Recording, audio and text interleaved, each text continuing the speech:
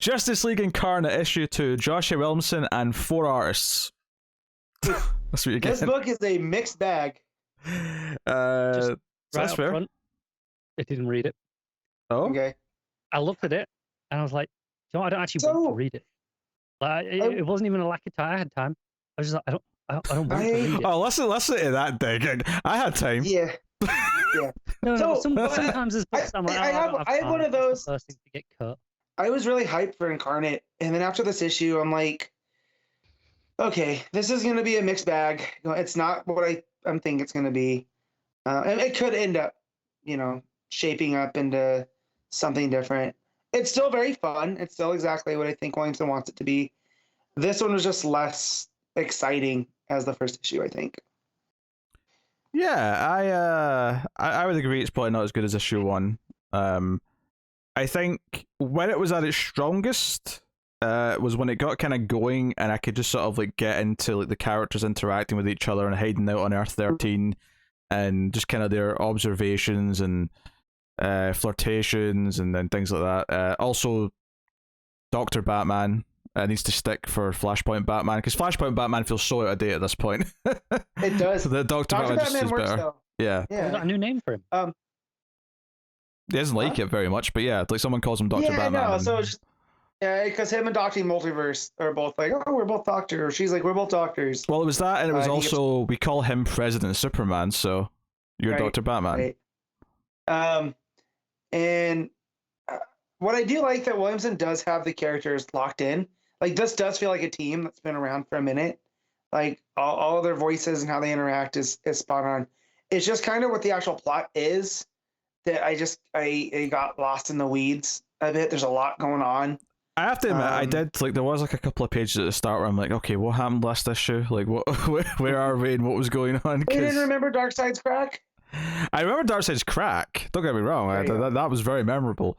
But like, it wasn't until I saw Orion. I went, oh yeah, that's right. Orion showed up, at their ship and blah blah blah, and like, so that stuff's going on, and that side of it's definitely the weaker side. I think is the B plot on the ship. It's just a little less focused, and it's clearly not the core group that we're following. And the core group who run into this alternate version of Constantine and the Tavern of Mystery. So this Earth 13 is the magic Earth, right, where Super Demon exists, and so their Justice League meets at a tavern. It's very Dungeons and Dragons-y DC world, and this Zatanna says her name backwards, so I'm guessing she's even more powerful than our regular Z, because she goes by Anataz, and so they have to go with her, and we find out that the existence of Darkseid's crack is corrupting the different Earths that weren't corruptible before, right? Yeah, and so, some are more like the veil between like the world and the multiverse and what's beyond it is thinner on Earth 13, so it's having a greater effect like immediately. I mean, for me, most of it, because obviously I'm not a big magic guy, but I was kind of into it once it settled into this, and it was just like Captain Carrot complaining that he hates magicians because he's worried that they're going to try and put him in a hat. I thought it was actually kind of delightful. And there's just all these little character beats were kind of what I was enjoying about it, and it was making it kind of easy to just enjoy, despite the fact that it is doing kind of a lot of crazy stuff with alternate versions of characters, and you have the Etrigan Superman or Demon Superman, whatever they're calling him, Super Demon. That was the name. Which is really cool. I love that concept. Super Demon. By the way, all his rhymes sucked. By the way, there was a lot of stretching going on with these rhymes. Just But yeah, and then also Williamson decides to start with the whole B plot, right? They have to turn it. Orion's like, we have to turn the House of Heroes into a battering ram, to thwart Darkseid's crack, and because this is the place at the Monitor. So us just going back to the Monitors and like that kind of stuff, I'm not nearly as excited for. Because I'm kind of liking this House of Heroes kind of policing the multiverse in and of itself, right? Like, the Monitors and whatnot kind of makes it more messy. So yeah. And then just that with with the different, like, the people from Apocalypse attacking, and Orion being like, well, we have to do this now, and well, we'll put it into my, it seemed messy. Like, I still don't understand why we have to use it as the battering ram. Exactly. Yeah, some of that stuff just felt like really quick. Like, it didn't make a whole lot of sense, and I'm sure Williams has spent a lot of time thinking about this and why it all makes sense. But it's not something that easily you get across in a comic book. It's just it's like reading the Flash book, where there's just some mumbo jumbo about the Speed Force. So you just kind of have to roll with it because otherwise you're just going to go insane trying to like make it work in your head. Right, but see, I just wish there was more of the interpersonal stuff with them on that Earth. Well, I guess like that's you said, Captain Carrot. That's what makes the B plot, though, is that it doesn't get the same time as the A plot.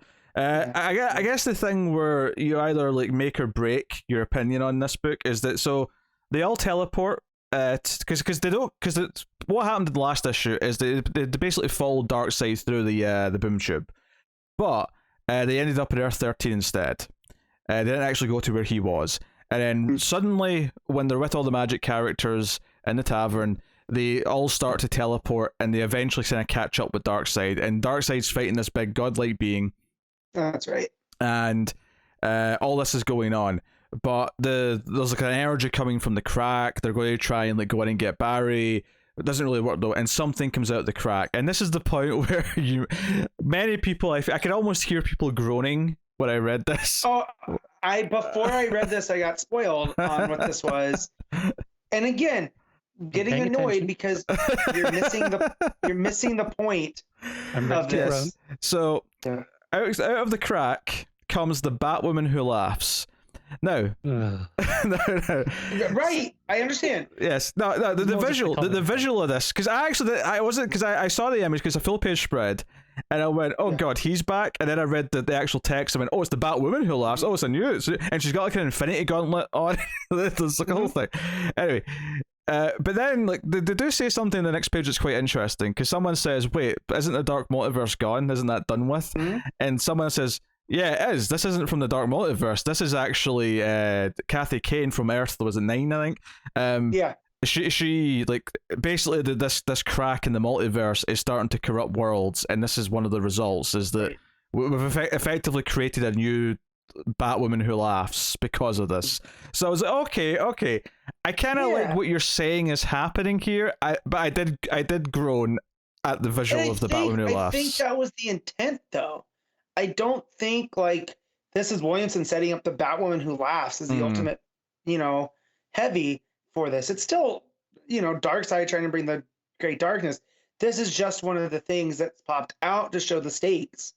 Right? Yeah, we thought the Dark Multiverse was gone, and it's the Batwoman who laughs should not exist. But that's how bad this great darkness is, that it corrupted Earth 9's Kathy Kane. So yeah, at worst, I would say she's going to end up being like a foot soldier for Darkseid. Yeah, if she makes it out of this, and you don't get, we don't know. Yeah, they teleport her to the House of Heroes, thinking that they'll be able to deal with her. But what they don't know is that the House of Heroes are currently in this war with parademons and trying to do all this crazy shit to get rid of that. The end of the issue is basically that, and this is against Dr. Batman's wishes, but is that they have to essentially do what they did last issue and basically teleport the crack to some other dimension so that they can sort of like live to fight another day, because they can't win this right now. And Flashpoint Batman's not happy about it. He doesn't want to do that. But there's a bit of a problem this time in that they get separated. So President Superman and Dr. Multiverse end up on, one Earth, and then it's like, okay, where's the others? Flashpoint Batman looks like he's in like an animated series looking Earth. You've got Avery's in like a pirate ship looking Earth. Looks like the Watchmen pirate universe. Oh, that'd be. That would be a big deal if it is. Yeah. And then Captain Carrot is. Looks like Wildstorm. Yeah, something. Yeah. Comic booky.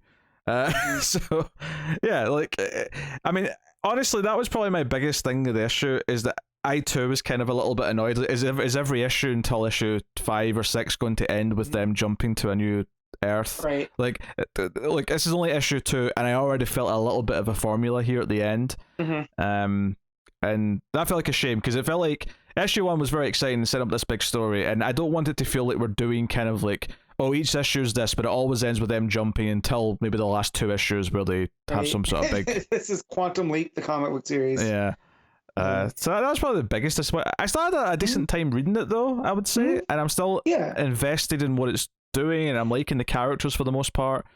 But I understand where Connor's coming from, where he's like, "Yeah, I could have, but I didn't." I mean, there's a lot going on here, and if you don't have the bandwidth, I fully understand, because there's other books that came out this week that probably are going to be more people's jams. I didn't expect this book to be terrible. It's just I like the first issue. I wasn't as hot on as you two. I thought it was okay, and then I got to this bit. I'm just staring at it going, I don't want to read this. What's funny is that the cover just there's no appeal to. I know it's got the big. It's very Connor, right?